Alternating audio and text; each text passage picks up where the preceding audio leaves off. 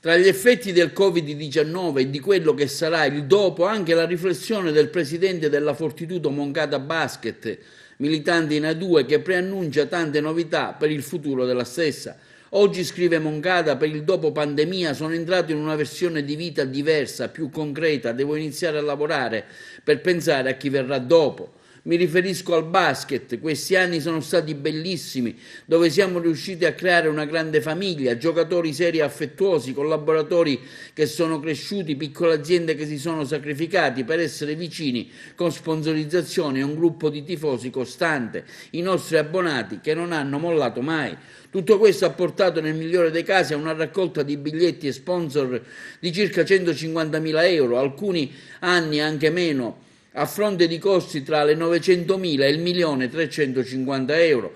Preciserei che il 15-20% di questi costi sostengono strutture tipo FIP e Lega Basket. È facile comprendere, continua Moncada, chi mette il resto e quanto abbiamo investito nei 20 anni in cui sono stato presidente in modo continuativo sui 50 anni di vita della società.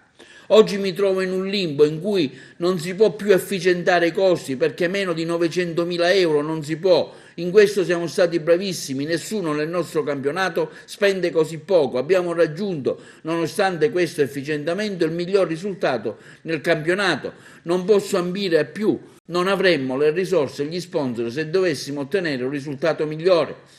Per cui tutte queste considerazioni mi hanno portato a decidere di iscrivere la squadra nel prossimo campionato in una serie minore, compatibile alle risorse che il territorio riesce a generare. Io contribuirò sempre con una grande sponsorizzazione di circa 250.000 euro l'anno e mi dimetterò.